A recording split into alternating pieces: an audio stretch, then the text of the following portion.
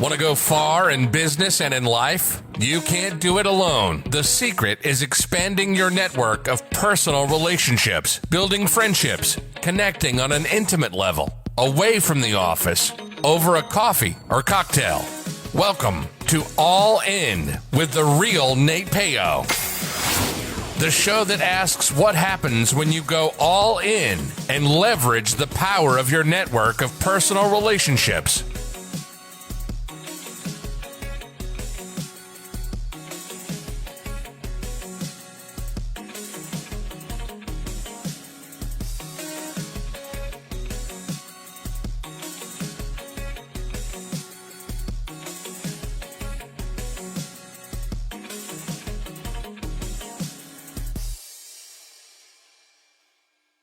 From author Donnie Boivin comes the book, How to Be a Success Champion, available on Amazon. After years of living other people's dreams, author Donnie Boivin decided to jump out on his own and start a business, thinking it would be easy. Instead, he had a rude awakening and quickly understood that he had spent 20 years being an employee and had no idea how to be a business owner. His business was tanking, and he was on the brink of losing everything when he decided to fight for business freedom. In this must-read and life-changing book, author Donnie Boivin shares with readers his story intermingled with lessons learned from his mistakes and his failures. In How to Be a Success Champion, you will find advice the author received from mentors and how he went from zero to a six-figure business. The author walks you through the steps of how to get out of your own way, how to play the game of business and win, find your strengths, how to network effectively, how to build a personal brand, how to create champions for your business, how to get great at sales, how to take complete ownership of you and your business. How to Be a Success Champion from author Donnie Boivin, available on Amazon in both Kindle and paperback editions. Order your copy right now. It makes a great book for corporate events too. How to Be a Success Champion from author Donnie Boivin, available on Amazon. Hello. Welcome to the All In podcast with Nate Payo. Once again, I am your host, Nate Payo. My guest today is Donnie Boivin. Donnie was changing the game of business development. At the age of 22, right out of the Marine Corps, he struggled with what to do next. He landed his first straight commission sales job and spent over 2 decades learning what it takes to be successful in sales, business, and at life. At the age of 40, he discovered he'd been living other people's dreams and not chasing his own. Launching his own business, he found himself and grew an international business and became one of the world's top podcasters and started changing life. He knows how to help you change your mindset and up your game. His story about becoming a success champion in his own life has inspired thousands to get out of their own way and go for it. Get ready to have your fire lit and start chasing your own dreams. Welcome to the show, Donnie. How are you? Good, brother. That's a hell of an intro. I mean, the guy who must have wrote that is an absolute genius. I mean, he's definitely a smart dude. I take it you know him personally because I do. I wake up to him every day. So, and it's great to look in the mirror and he looks right back. So, yeah. So as I was reading your bio, the thing that stuck out to me is this idea of you're chasing other people's dreams and not chasing your own. And then you go and do it and you inspire others to do the same. And I think I resonated with this because I look at this as like somebody like, yeah, you did it. You're doing the thing I wish I did. I've been that spot in my life where I'm like, hey, I want to chase my own dreams, but I don't do it because I'm afraid of maybe getting started, really making waves or something, like whatever it is, and just going, fuck it, it's not for me. But then I look at somebody like you and go, they did it, man. That's like awesome. I want to be like that. And that's kind of what brought me on this journey of starting my podcast was like, hey, I got to overcome this self-doubt of being able to, if I want to do big things, I got to get uncomfortable and I can't just sit there and go, I wish I could do this and watch other people do it. So I love that you did that and that it also worked to inspire others to do the same. Thanks, man. It's been a crazy ride, and I love telling people. I was 40 years old before I decided that it was time to bet on me. I didn't know I was living somebody else's dreams, and I damn sure didn't understand that I was going through life without any real vision or goals. I was always a damn good sales guy, so I don't want to say sales became easy for me, but I learned how to do sales, and so I always found success in it. But I was in a position to where I was buying out my business partner, 7-figure business deal over 5 years. And we had gone out to dinner to celebrate, the past wins and successes of the past and everything. And as we're out there having a couple of cocktails, he starts down this path of telling me, how grateful he is to have me, and everything that I've done for him and his business and his family. And it was a phenomenal conversation. But during that conversation, he looked at me and said, I got to tell you, I'm completely grateful that you're my retirement plan. And in the moment when he said that, I don't know the exact words I said, but I guarantee I said something like, it's been my honor. I've loved it. It's been awesome. But when I got to my truck, I really rolled that around in my head, and I had my eyes, I remember them just popping wide open. And I went, oh shit, I'm somebody else's retirement plan. I'm literally making somebody else wealthy right now. And I look back over my entire journey thus far in life, and that's all I've done is work somebody else's plan, made other people a lot of money. And I did well, don't get me wrong, but not as well as they were doing based off of my work and efforts. And literally 15 days later from that moment, I jumped out and launched Success Champions, and walked away from everything. It was a unique awakening for me to understand that I wasn't living my journey. I was living, the dreams and journey of somebody else. And if you follow my stuff anywhere out there in the world, usually you'll hear about me running my business straight into the ground afterwards, because I had no idea how to be a business owner. But, that was kind of the catalyst to finally go, okay, it's time to bet on me. Let's figure this life out. And the only way I knew how to do it was to launch a business. Was that something you were mulled around in the past before you came to that epiphany? Nope. Or is it just... Nope. No, this was a complete hip shot. I never had a desire to be a business owner. I never thought about it. It never crossed my mind. I wasn't sitting there going, I hate my job. It's time for something new. I wasn't miserable in life. I think I just was. I was okay being okay. And I had never really thought about it, which is interesting to look back on, because I think that's the story of my life, is I always kind of just went with the flow. I never sought anything out. I just took the next adventure that was in front of me and, kept moving forward. It took literally a statement to go, oh, wait a minute. No. You need to start looking at yourself to get me to go, holy shit, what are you going to be when you grow up? What are you going to contribute in this life? So it was very, very, very fast, which is something I always seem to do with decisions, to not always the joy of my wife. I think my wife might relate to yours in that sense of just jumping off the deep end without contemplating the fallout. But you know what I like about your thing is, like, you realize, like, hey, you're chasing other people's, or you're helping other people's dreams get solved, but you weren't chasing your own. You didn't have focus and idea of where you're going. But I think a lot of people, when they hear that, like, if you're not working on your own dream, you're working on somebody else's, there's this like idea that, like, oh, you have to quit working for the man and go start your own business.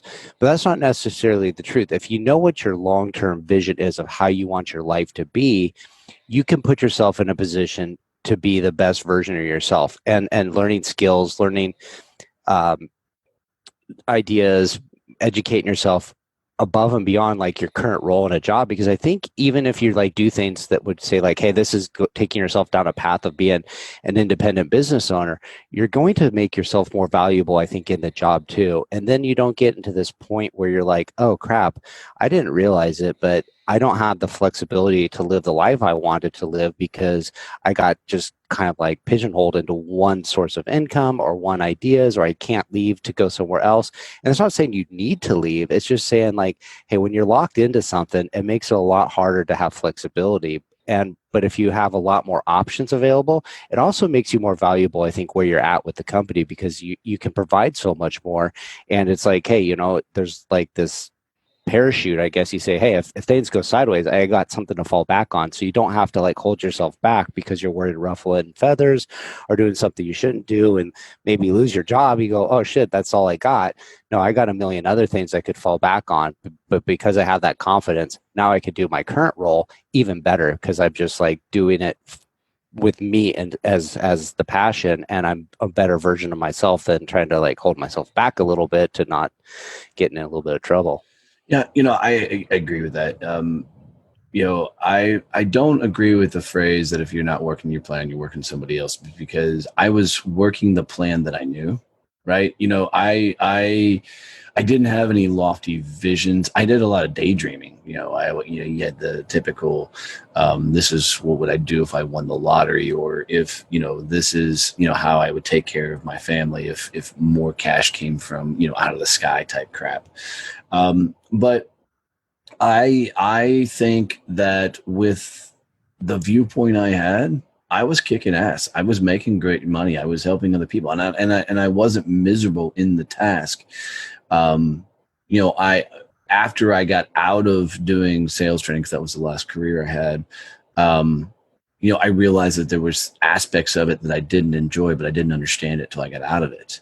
But I think as long as a person is getting joy in what they're doing, they're not working somebody else's plan. They're moving forward in their own life. And yeah, I'm frustrated with the notion that everybody should be an entrepreneur right now, because that seems to be like this huge message in the marketplace. And although I do believe that most people will find themselves on the journey to being a business owner, and a journey, when there's no one left to blame in this world, all the excuses go out the window, when you're a business owner. And I think that was one of the biggest eye-opening things for me. But, the idea that everybody has to be an entrepreneur to chase their dreams is absolute bullshit, because there's so many people. I mean, hell, I got people that work for me that are doing some amazing things. They're happy. They tell me on a constant basis how they get to spend time with their family, do some of the things, because we have a very free atmosphere with what we do. But, you don't have to be a business owner to work the plan you want to work. Working for somebody else can absolutely be the financial catalyst that allows you to do the things that, your bigger plan is. Mm-hmm. Yeah. And I'll even throw in there Mark Cuban. If you've ever read his book, he's got a great book out there, and don't ask me what it's called. I forget, but, he talks about his entire career was based on going and getting skill sets so he could be a business owner someday. So he didn't know anything about computers, so he got a computer job. He didn't know anything about sales, so he got a sales job. He didn't know anything about accounting, so he found himself in an accounting position. And everything about his life and working for other people was to learn a particular skill set so he could up-level his game. And then later found himself into a CEO role. But it's all about how you look at life and how you show up. Mm-hmm, for sure. So I usually ask my guests this question, and I'm interested to see what your take is on it. But what does the words luck mean to you? What does that conjure up in your mind? Are people lucky? Yes, I 100% believe people are lucky, and here's why. You've heard all the cliches that luck is preparation meeting opportunity, blah, blah, blah, and all the shit, right? And you got some people that's like, no, luck's not a thing. Here's the deal. I've gotten really lucky over my years. I've closed some big ass deals that I didn't think I was going to get, and I got lucky. And I got lucky because I put in the time. I got lucky because I put in the work and I did the actions on a consistent basis. I got lucky with some of the jobs I got over the years. I mean, fuck, I was hired out from behind a bar to go start a division in a $40 million company.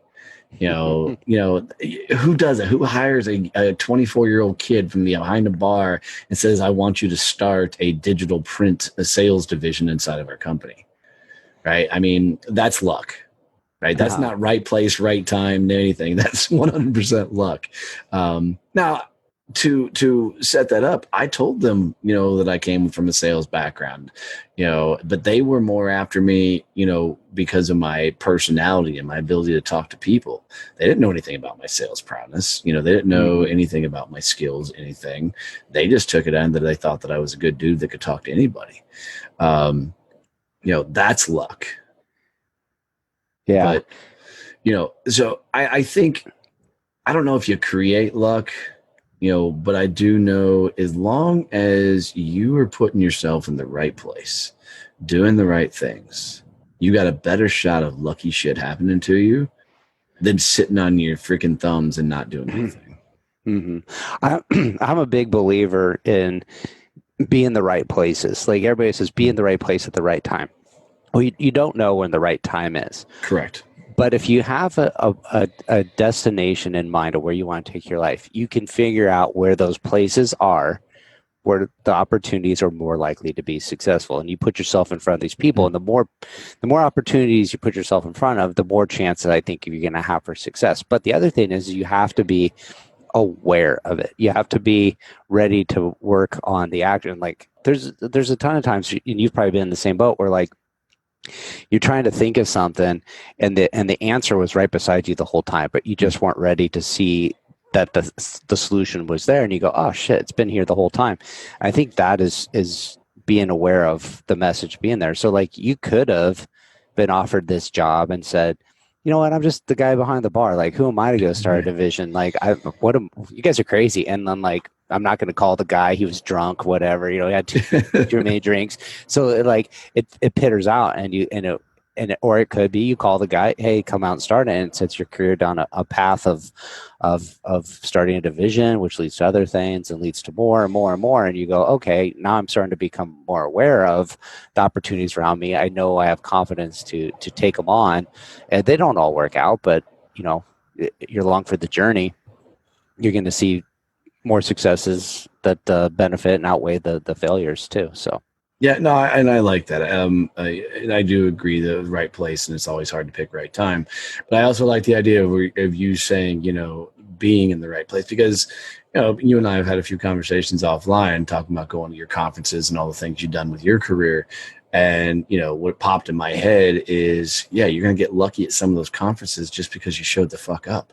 Right. Just because you were there around people who could say yes to, to your service and offerings. And that was a lot of my sales career, was finding myself in the right rooms, finding myself in the right conversations. So I could get lucky, and cool things can happen. Some deals I closed over the years were absolute kick ass. I just sold my ass off. Right. And we won the deal, but there's oftentimes when we weren't sure where we were with the deal. We weren't sure if we were winning, and we got lucky and we won the damn thing, but it's, I like your thought process of looking for the right places at the right time and showing up and making sure your ass is in the right room so you have that chance to hit the right moment. So it's a good thought process.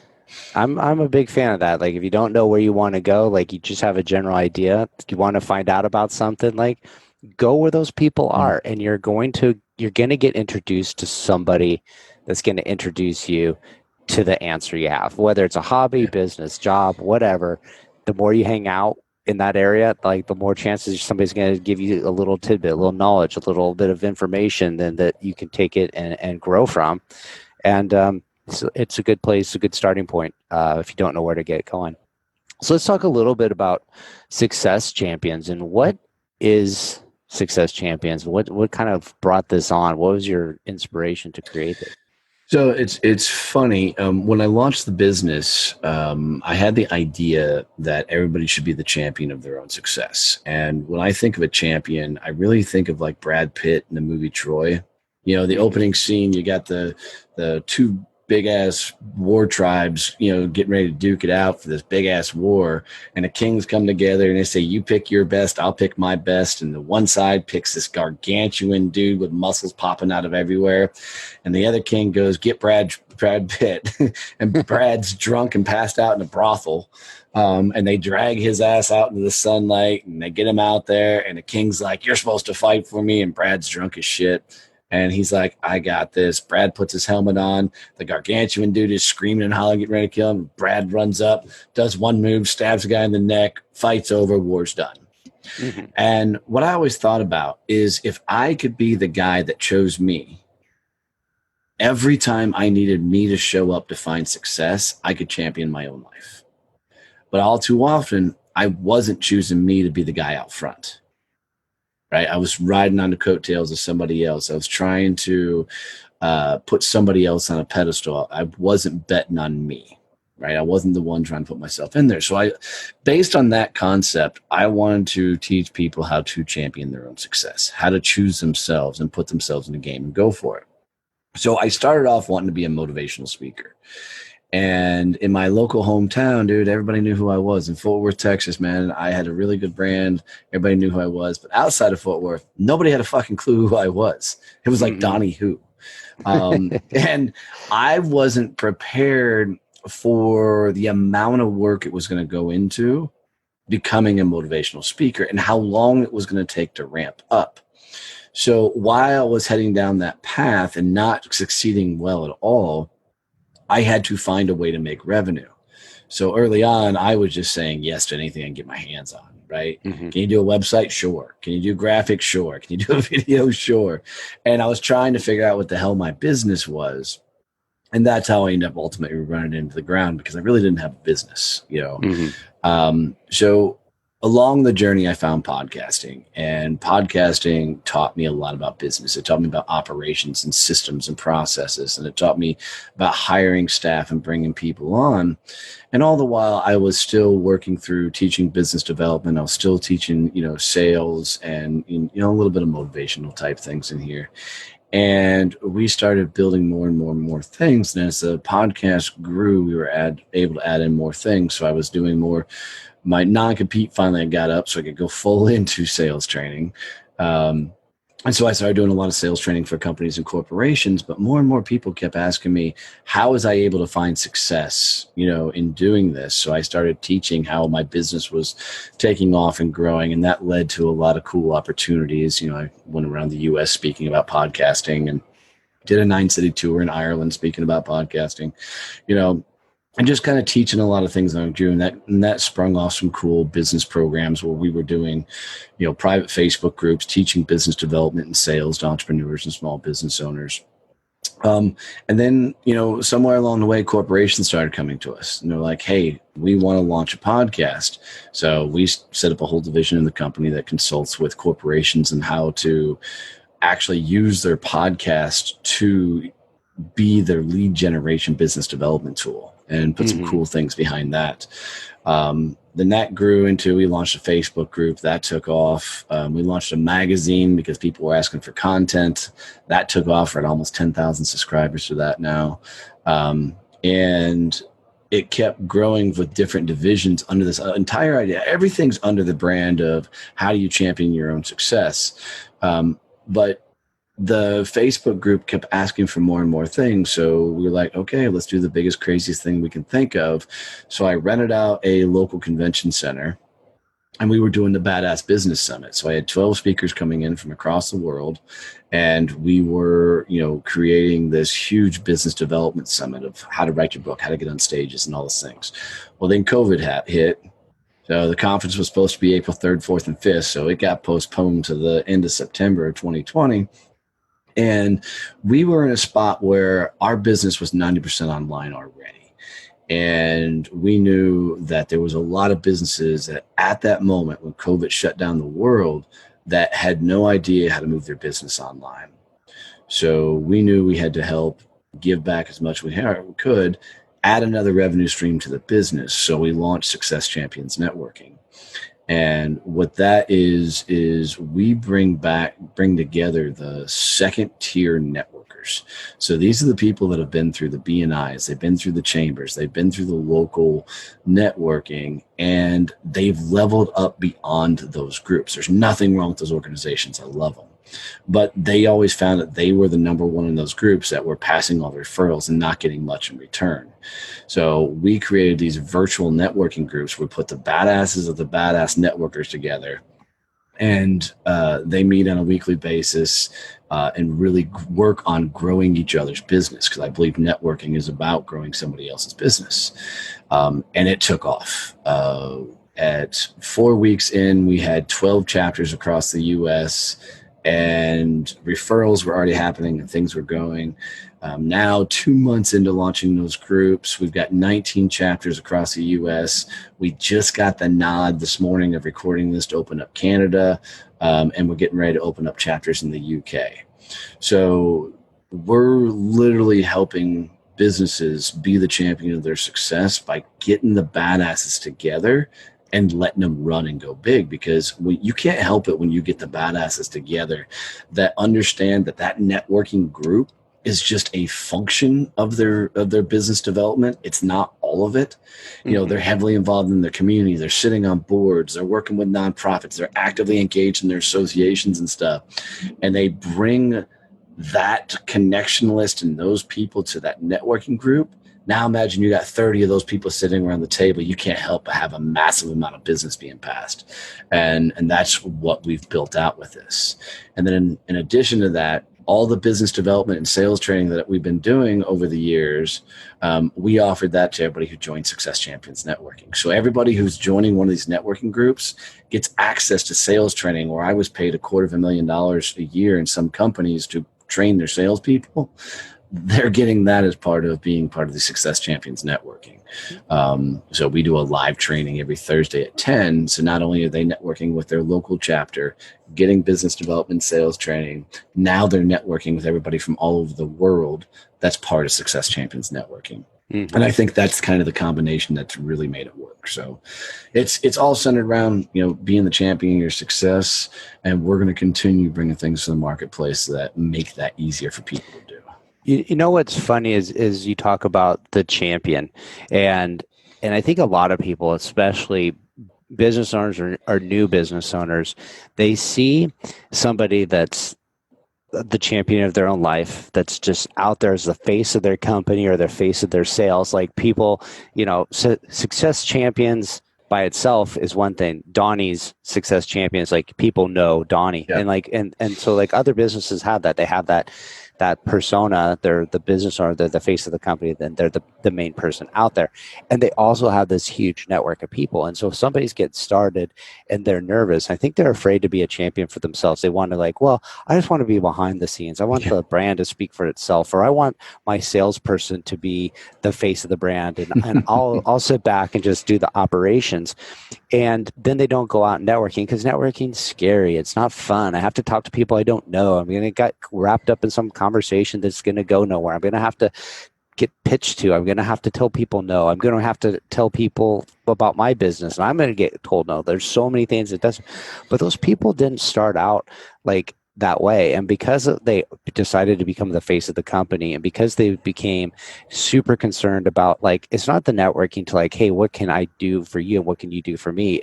It's, hey, who in my network can I introduce you to that's going to solve your problem? And the more resources you have, the bigger your toolbox is of networking. It's not like, oh, I know 1,000 people, everybody loves me. It's like, no, I have 1,000 resources to solve problems. And if you have a problem, I know somebody that I can connect you to. And if I'm a badass, I'm going to refer you badass people that are going to solve your problem. I'm not going to go, hey, you need a web developer? Well, my cousin Joe, he does, you know, web developing because he watched a video on YouTube and he kind of could do it. You're like, no, I got the guy that's you know, done all this other work, amazing stuff, and just taken it to the moon. And so these connections happen. And when you start passing out these really amazing referrals, people like want to serve you back, and they go back. And it doesn't always happen overnight, and you have to be patient, but it takes time. You build up this amazing network. And by doing that, you become the face of whatever it is you're doing. People know you. You don't have to be loud and gregarious and typical used car salesman if that's not your thing, but people start knowing who you are personally by being out there, and you find your voice, you find your way of doing business and making friends or relationships and serving others. And then when you need something, people are there to support you. And so it does. No, I totally love this, because for me, it's top of mind. And that's what I always go to is whatever your industry, field, company is, you have to be the top of mind person for that industry, that field, your business, and everything else. And that's part of being the face of the company, because, you know, and I'll go back to when I did sales training in Fort Worth, Texas. If sales came up, I promise you my name was coming up right along with it. because I was doing everything in my power to maintain top of mind. Going to all the after hours, going to the association, being heavy in the chambers, and doing everything I could to keep my name out there. And the biggest key of that was opening doors for others. If anybody's ever read that whole 6 degrees of separation thing, I mean, you can get to anybody within, 6 degrees of Kevin Bacon? Wasn't that the funny video once upon a time? Mhm. But in this day and age, it's that gap is getting smaller and smaller because the world is continuing to get more and more virtual. So you can make more and more introductions in a more timely manner. And the interesting thing is people don't often understand that they don't buy your business. They buy you. And if you don't believe me, go to any company that has salespeople in general. And what happens when that salesperson leaves the company? Non-competes be damned, the clients typically follow the salesperson because they're working with that individual. Mm-hmm. And if you've ever been in sales and you've had a big account where your contact left and a new contact came in and you lost all that business, it's because you didn't have a relationship and they brought their people in. People buy from people. And if you're not the face of the company, you're relying 100% on the brand, you're going to lose. It's a reason you see these big CEOs coming out and doing their commercials and everything else, because they understand that if I have a relationship and could put a face with a brand and put a handshake with a brand and put a conversation with that brand, then I'm buying from Bob, not XYZ company. Mm-hmm. And the fascinating thing for me behind that is when something goes south, let's say you screw up a job, you don't deliver on time, whatever it is, you can never forgive a brand. A brand has no heart. Mm-hmm. But if Nathan calls me up and says, dude, we fucked up. I totally apologize. 100% my fault. This is what I did wrong. This is how I'm going to fix it going forward, make sure it doesn't happen again. Cool. I can fucking forgive Nathan. But if only there's only a brand out there, there's only my salespeople out there, then you're going to burn so many bridges eventually out there that you're going to destroy everything you've tried to build. You have to become the face of the company, Mm-hmm. Just to make top of mind. I would wholeheartedly agree with that. My day job, 9 to 5, what I've built my career on is being a buyer. And all the things that we do rely on relationships, and it's relationships of who can get, the good deals, who can, deliver on time, who can we call if there's a problem. So I'm in construction. And so it's a Wild West show sometimes, and things go wrong, a million things. And it really revolves around people who can execute on this stuff. And so you need somebody you can call on a Saturday night, say, hey, stuff didn't happen. I need you out here on Monday. And if you don't have those relationships with people, you can't call those things in. But you're right. There's so many salespeople that they'll leave a company and we'll be like, well, to us, like there's minor differences. Like if you're selling me cabinets, cabinet's a cabinet. It's a wood box with a wood door and a hinge. Like as long as it shows up on time and it doesn't fall apart, like we're gonna not really care if it's A company or B company, and we make an assumption that like, hey, there's 2 or 3 people in the industry that have a equal product that can serve the purpose. Can you deliver? Is it not going to fall apart? And is it of decent quality? And after that, you could say, well, our hinge is a little bit better. Our like glue is just a little bit better. And it's like, it doesn't matter. Like if this salesperson goes over here, and I know that I can call that person up if there's a problem and get stuff handled. And if I don't know who's going to be taking my place, or they don't have that same level of service and that same level of trust, like I don't want to put my career, my reputation at risk because the company didn't deliver. Like, no, then that means I didn't deliver. So I'm going to go with the people I trust and know that like, hey, can you get it handled? Yeah, I get it handled. Okay. We'll figure out the ins and outs of the deal. Like we'll make it work, So you're so right that you have to be, if you're not the face of the company, then somebody else is. And if they choose to leave, you're going to lose, you're going to take a big hit, and it's going to take a while to build that back up, Well, and to that point, talking to salespeople in general at the moment, a lot of times in big sales like that, where you're trying to land a major construction client, this, that, and the other, it's the ability to stay around long enough until their current vendor fucks up. Mm-hmm. Right. And then you're top of fucking mind. So you get the phone call.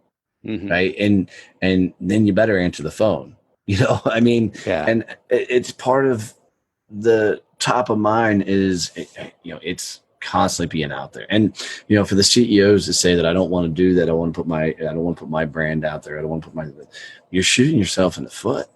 Because if you're top, I mean, when I was buying things a lot, and even now for my company, a lot of times I want to be able to pick up the phone and go, hey, CEO, what the fuck? Right? To another company. I want to have that line. I'll buy from a sales guy all day long. But if the sales guy can't fix it, I want to be able to get up the ladder. And if I don't know who the hell you are, what the hell are we doing business for? You know, so I just go back to, you got to get in game. You got to be top of mind. You got to be putting out content. You got to be doing the things to just show up in this damn world. I love what you said about like, hey, you know, you're waiting for that person to mess up, because people call me up all the time and they say, can I bid your work? And I said, sure, you can bid my work, but you're not getting the job. Like, you go, the first job you bid, you're not getting. The second job you bid, you're probably not getting that one either. Like, you're going to have to show up and bid a few times to show that you're consistent, that you're willing to put in the work. But I guarantee you that there'll come a time where somebody will mess up or will need somebody to fill in. And who am I going to call? The guy that just showed up one day and knocked on my door, or the guy that's been knocking left on a pamphlet of papers and shit on the desk. And yeah, but if you've been knocking on the door begging for the work and shown that you're resilient, show that you're really putting in the effort to develop this relationship, you're going to get your shot, you know.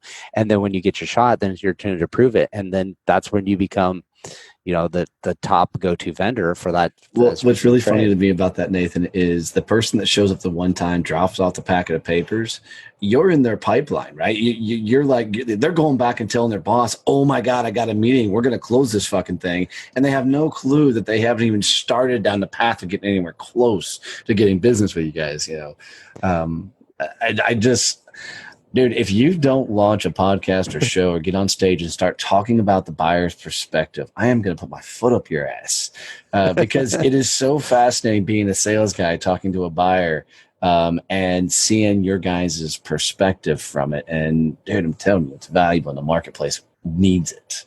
Yeah, so. Yeah, I definitely agree and see that there. So that brings me to my next question, which is the idea of being all in. What does being all in on an idea or an outcome mean to you?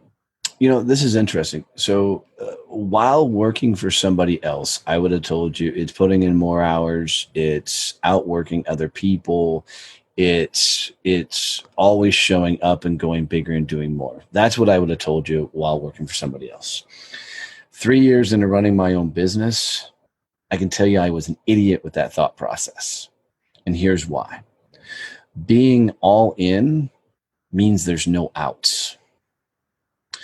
When I launched my business, I walked away from an almost 7-figure income. I walked away from all health benefits. I walked away from everything I built, 401ks, you know, investment. I walked away from it all and launched my business within 15 days. I do not recommend that to anybody, by the way. I ran my business straight into the ground. One of the things I discovered in doing that is there was no one left to blame. I couldn't pass the buck.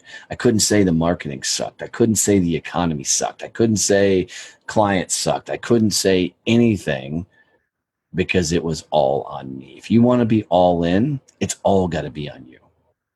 And you got to have no backup plan. You've got to go the fuck in and say, world be damned, here I come. Because if you have any sort of plan B, backup plan, whatever, it's going to become a crutch. It's going to become something you fall back on. And the most fascinating thing about running a business is that's how I finally figured out who I was. Mm-hmm. Because when you're stacked up against it and there's no one else left to blame, and you got to take ownership of everything, you figure out really quick what you're fucking good at and what you suck at. Mm-hmm. And that to me is all in, is there is no choice but to take action and move forward. Yeah, that's for sure. There's like a video, Arnold Schwarzenegger talking about that. Like, you know, you didn't have a backup plan. If you have a backup plan, you're going to fail. And I think that's a good analogy, because there's a lot of times where I would go out and I would try to start something, And when it would get tough, I'd be like, "Oh, this doesn't feel good. I don't like it. What am I doing?" Like, I'll just go back to what I was up to because I knew it. It was safe and it was good. It's led me to where I'm at too. But at the same time, that itch would come back, and I would want to push the limits of something. But when you're not up against the wall, you're not going to really test yourself and figure out solutions to create it. So if that's your only thing and you have a problem, you're going to rack your brain trying to find a solution. If it's plan B, you go, yeah, plan A was a little too hard. Like, screw it. We're going to plan B because plan B is a lot easier. You'll never really test your limits and see if you can be that champion that you're calling out to fight the battle for you. You're like, oh, Brad Pitt's drunk in the pig slot barrel. Like, screw it. Like, get the next guy. Like, then maybe you lose the battle because you have the backup plan. So it's interesting. I was talking to one of the members of Success Champions Networking yesterday. He reached out to me. He said, "Dude, I'm just kind of in the dumps. I need a conversation." So, all right, cool. Let's have a conversation. And he's like, "I don't know what the next move in business is." He goes, "I'm doing well, but I don't know what the next move. I feel like I'm stuck." And, we started talking, and I said, "You only have one problem." He goes, "What's that?" I said, "You have too many escape plans." Right. And, he loves leadership. So he talks about leadership from time to time. He runs a website company, by the way. He loves a podcast. So he goes on and tries to start a podcast every once in a while. And he's got all these things that take him away from actually growing and moving forward. And I said, you hear all the time in the marketplace that you got to fail to move forward. What people often think about is they think about the failures in the wrong way. They think about divorce. They think about, losing money. They think about losing cars. They think about anything else. The failure I want people to experience is the shit where they've made a bad decision in business and they go, well, that sucked. How do we do it better? Or they make a bad cold call. They make a bad outreach. They make a bad business decision to try a new marketing line and it doesn't work, right? They go into things knowing shit's going to break, but they do it anyways so they can evolve and level up. When you have escape plans and you have the easy buttons and the easy routes, you're always going to take it because that's how we're programmed. It's how we're wired, is to take the easy route. So when you have that backup plan, it's so easy to go, well, fuck it, this is tough, like you were saying, and go back this other direction. You got to have nothing. You got to be that lieutenant colonel that was in Vietnam attacking that island and had the engineers blow up the fucking bridge, and he looked at them all and said, look, we're outnumbered 7-1. Bridge is gone. We either win this island or we all die. Your choice. Mm-hmm. And the only reason they can tell the story is because they won the island. But, that's it. No excuses, no backup plans, and head straight towards a badass vision. Yeah, I love that.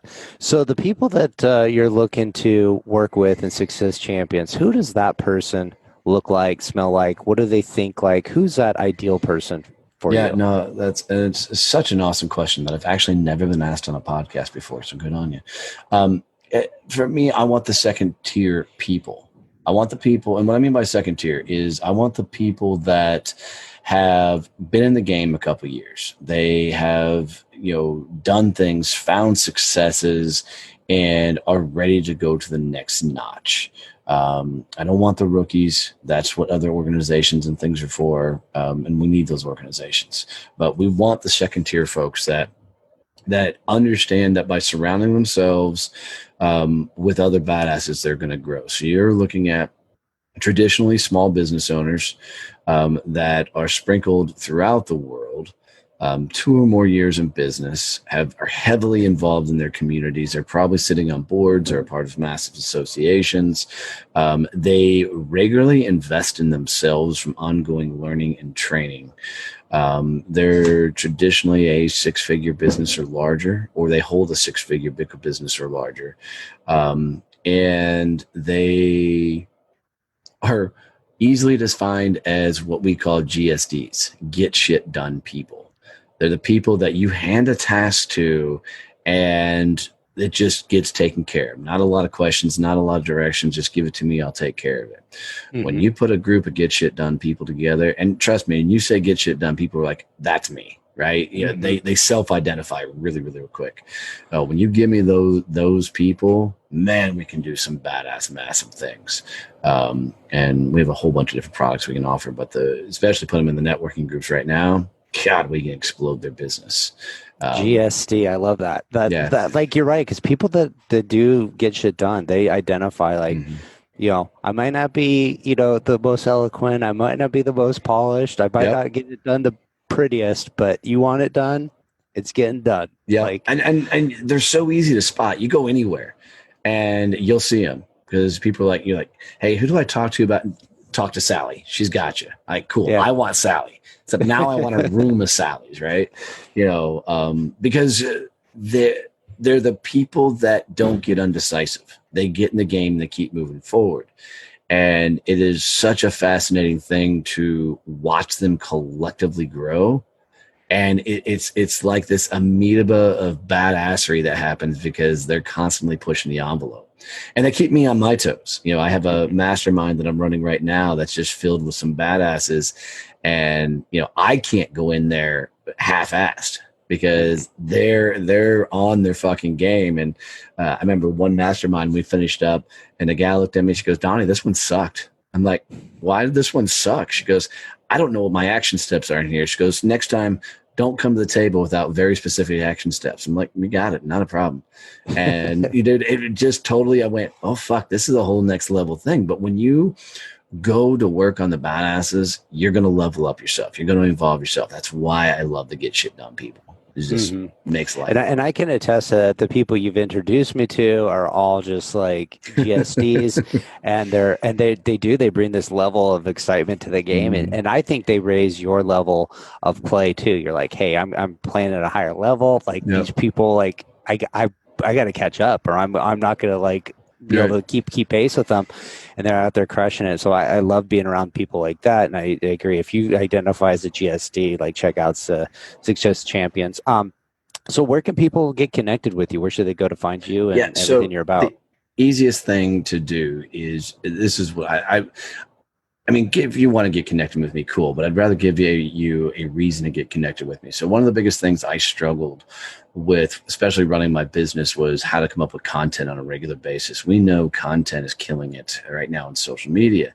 So along this ride, I have learned a lot of cool tools, techniques, and things to put out content. So if they will text, I am a success champion, to 817-318-6030. Of course, we're going to ask for your email. We'll send you over a course where I taught a room of 20 small business owners virtually how to create endless content in about 20 minutes. It's the entire training. It's a 45-minute training where I walk them through every program we use. All the programs are free. They can get their hands on, but they can create a massive amount of content doing shit they're already doing and put it out there. So I am a success champion to 817-318-6030, and you'll get that free training coming through. And it's also cool because that training was done before we launched Success Champions Networking. And so that was where all the people going through the business development sales training courses that we've been teaching, which is now part of Success Champions Networking. So if you join a networking group, you get that training ongoing a month. I mean, $47 a month to be a part of a networking group and, get ongoing sales and business development training. The pretty fucking badass deal. Yeah, for sure. For sure. Awesome. Well, I encourage everybody to reach out, connect with Donnie, send a text message, check out his website. All those links will be on the show notes, so it shouldn't be any problem finding them. And just my short interactions with you and your Facebook group and the people I've been introduced to. These are the type of people, if you want to level up your game, you're going to want to hang out with these people because you're going to rise up with them. They're all going places. And I think if you're willing to put in the work and get shit done, you're going to ride some coattails. It makes it a little bit easier when you're around better people. So for sure. Thanks again for coming on the show. Oh, brother, I appreciate it. Let me do one last thing for you. So if you're listening to this podcast, guys, do me a favor. If you got any nuggets out of this, any value whatsoever, do me a favor and go teach somebody else how to tune into this podcast, the All In podcast. Because here's the thing that I know being a podcaster. People are still figuring out how to listen to podcasts. They're still figuring out how to tune in. So, if you want to give Nate one of the greatest gifts you can give him, go tell one or two friends how to tune in and listen to the show. It'll mean everything to him. Reviews are nice, likes and comments are nice, but get the subscribers for him that really want to listen to the show. It'll mean everything to him. So appreciate that. Appreciate that referral. Thank you so much, man. Absolutely, brother. Absolutely. This is a small world, and really success is all about growing other people's businesses. So whatever I can do to help. Appreciate it. Make sure to visit our website, therealnatepeo.com, where you can subscribe to the show on iTunes, so you'll never miss an episode of All In. While you're at it, if you found value, we'd appreciate a rating on iTunes, or if simply tell two friends about the show. Looking to connect? You can find Nate Peo on LinkedIn or Instagram.